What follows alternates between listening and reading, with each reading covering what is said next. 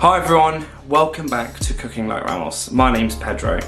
I just wanted to start off this video by thanking everyone who has supported me on Instagram, who has subscribed to my channel and who has followed me on Facebook. It really means a lot and I'm really enjoying this. Today what I'm going to be doing is I'm going to be showing you how to cook a dish which is really close to my heart. It's called the Picado. It originates from the island of Madeira and it's a dish that you present in the middle of the table on one plate. You've got beautiful chips around the outside, succulent tender cubes of beef with a beautiful sauce, and then to garnish some tomatoes around the outside. This is truly a comfort dish, one that you place in the middle of the table and everyone tucks in, and right at the end you get a little bit of bread and dip that beautiful sauce. So keep posted because this is going to be absolutely awesome and I'm really excited about showing you guys how to make this dish. So let's go.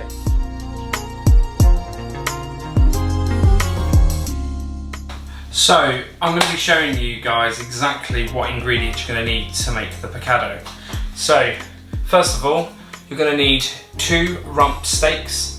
You can use sirloin if you like, or ribeye, but I prefer to use the rump steak. It's a little bit cheaper and it can feed the whole family.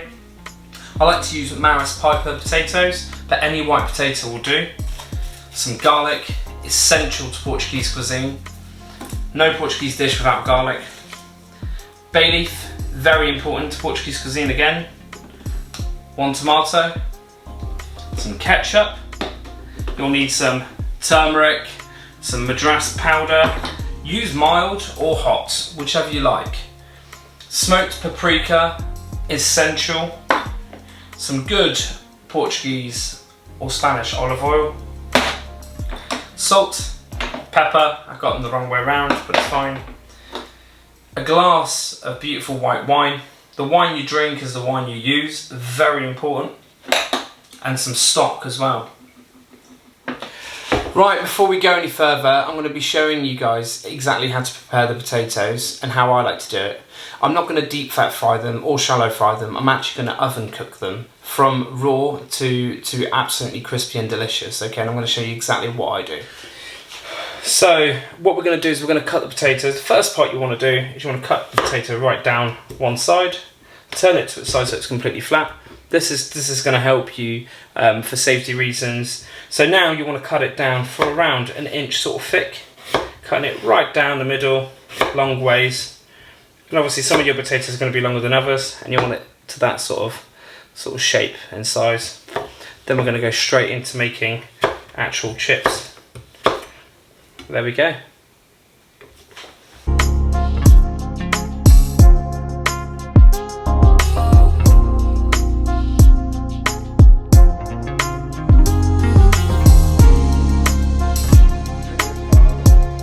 Right, so to prepare the chips, okay, what I'm going to do is going to add some olive oil. You want around 1 or 2 tablespoons. It's enough to basically cover all the potatoes. You want to give it a real generous seasoning with salt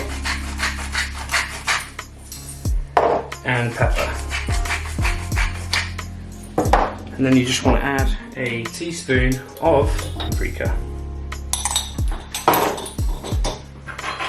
Get your spoon, give it a really, really good mix. This smells unbelievable already and it's not even cooked.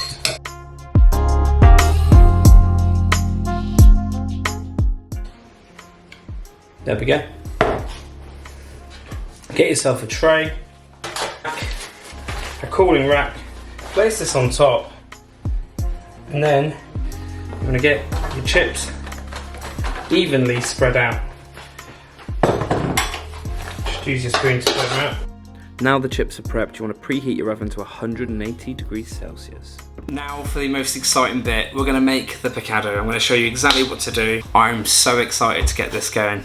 So as shown before, I've got 2 beautiful bits of rump steak.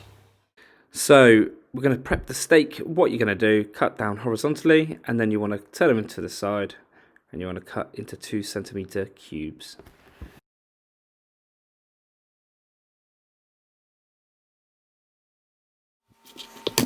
Now you just want to make sure you finely dice your garlic. So before we start cooking, I just wanted to give you guys a quick tip on when you cook a steak, no matter how you cook it, to get it out of the fridge, half an hour minimum. I take it out an hour before, let it get to room temperature. So when you cook it, you're gonna give it the best possible opportunity to taste unbelievable, especially if it's a very expensive cut. So you want it to get to room temperature, so when you cook it, it's gonna be bellissimo. Now you want to start seasoning your steak with salt and pepper. Make sure you season it quite generously. You want to get a frying pan and get it to a medium-high heat with olive oil. Now the pan's at a medium to high heat. Now you want to start adding the beef. Make sure you add one first just to make sure that it's going to be hot enough for it to sear the meat. Just add a touch of olive oil.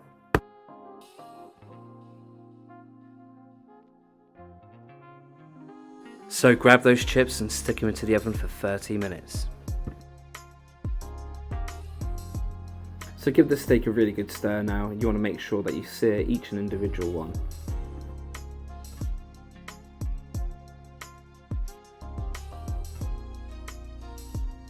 A few minutes have gone by now. The meat is looking really nicely seared. I'm going to add the garlic. When you add that garlic, the smell is unbelievable. Now get your bay leaf, give it a rip and put it in the pan. This is where the dish starts taking on so much flavour. Now you want to just let it cook for a couple of minutes. So it's been a couple of minutes. You want to go in with a teaspoon of paprika, a teaspoon of Madras powder, maybe a little bit more, and a teaspoon of turmeric. Now we're going to go straight in with the white wine. Give it a good stir, increase the heat so we can cook out the alcohol. Now simply add a couple of tablespoons of ketchup. And then, as always, keep on stirring. So it's been a couple of minutes. Now you want to go in with 100 ml of chicken stock or water.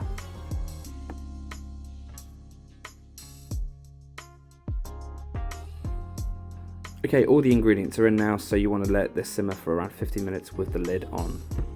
So I thought I'd give you guys a quick update on to where I am with the Picado.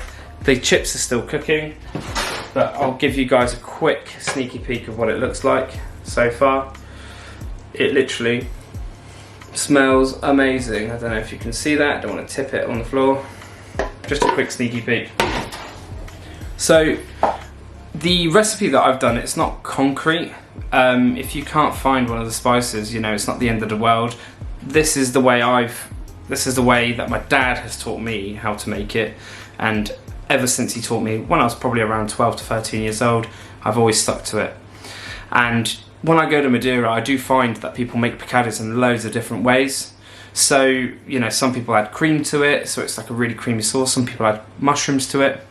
But I like to do it the way my dad's made it. It just reminds me of being a child and my dad making this beautiful dish, all of us sharing it. It's supposed to be served on an oval plate, so everyone sort of gets their forks, and right at the end, once the meat's gone and the chips are gone, you've got the sauce left over and you get the bread and you dip it in.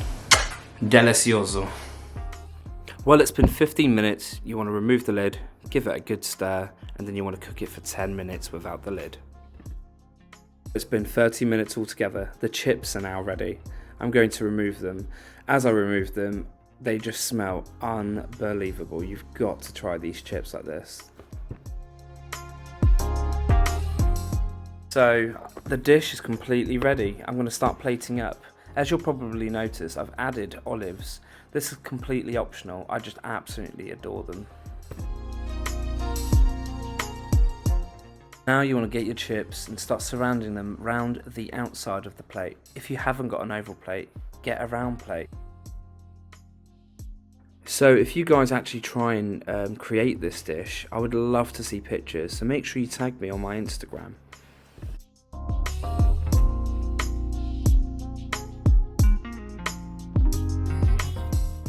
Now get your tomato, cut it up into wedges and place around the outside of the dish. So here we have o picado. This dish takes me back to my childhood. I absolutely adore it. This is one of those dishes that's packed full of flavour, it's really easy to do, and tastes amazing. So the Picado is ready. Now it's time for me to try it. This is what the dish looks like. I'm gonna go in for a bit of the beef right now. Look at how amazing that looks, covered in sauce. So here I go.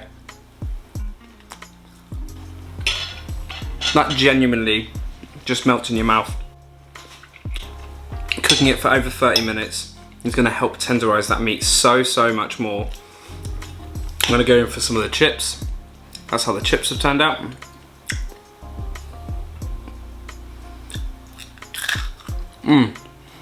Really crunchy. Absolutely amazing. If you haven't subscribed, make sure you do subscribe. Give this dish a try. Bon appetit, thank you for watching.